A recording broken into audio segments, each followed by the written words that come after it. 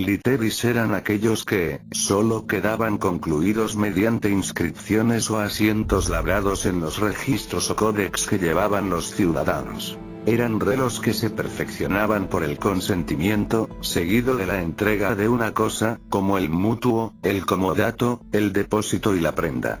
Y por último, solo consenso eran los que quedaban concluidos por el mero cambio del consentimiento de los contratantes, sin ninguna otra formalidad, como la venta, la locación, la sociedad y el mandato. Contemplados desde este mismo punto de vista, se dividían también los contratos en formales y no formales. Eran formales aquellos que requerían para su perfeccionamiento el empleo de formas solemnes, y no formales los que no exigían formalidad alguna para su conclusión. Eran formales el nexum, los verbis y los literis. No formales los reales y los consensuales.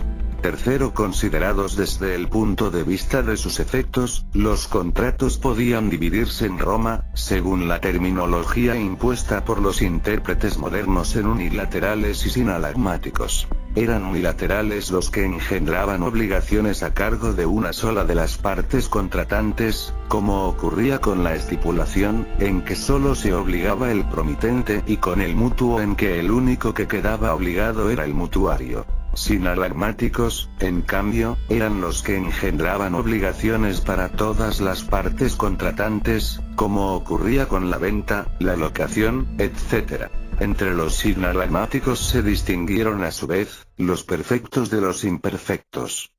Se les llamaba sinalagmático perfecto al contrato que, desde el momento mismo de su conclusión, engendraba obligaciones para todas las partes, reservando la calificación sinalagmático imperfecto para aquellos otros en que, al concluirse el contrato, solo nacían obligaciones para una de las partes contratantes, pero que luego, por circunstancias posteriores y eventuales, podían engendrarlas también para la otra parte.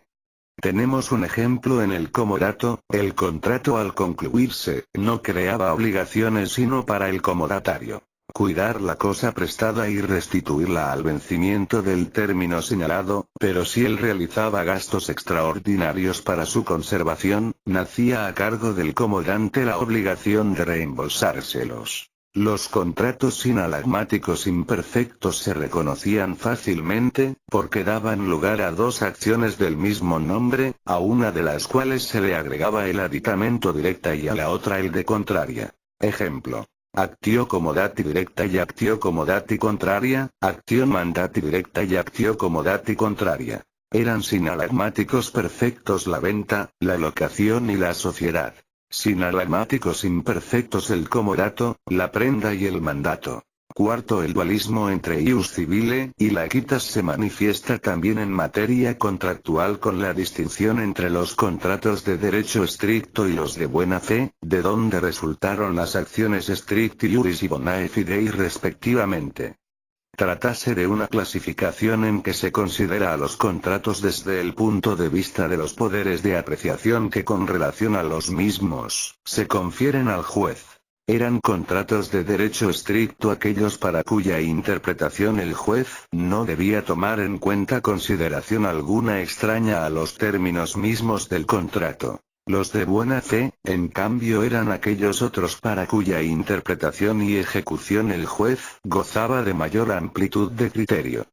Debía estatuir ante todo, según la equidad, y teniendo también en cuenta la buena fe e intención presunta de las partes. Contratos de derecho estricto eran en Roma los verbales, los literis y el mutuo. De buena fe, el comodato, el depósito, la prenda y todos los consensuales. En general todos los contratos unilaterales eran de derecho estricto. En cambio, todos los sinalagmáticos, tanto perfectos como imperfectos, eran de buena fe. La razón de tal diferencia radica en la circunstancia de que del contrato unilateral solo nacía una sola obligación, por lo cual el juez no tenía más que encerrarse en el examen riguroso de la misma, mientras que en el contrato sinalagmático, en cambio, la obligación del demandado era correlativa de la del actor, por cuyo motivo era lógico que el juez investigase de qué manera había procedido este último en el cumplimiento de la que había quedado a su cargo. Estaba pues obligado a enfocar el contrato bajo todos sus aspectos, tomando en consideración cuanto pudiera sugerirle la equidad.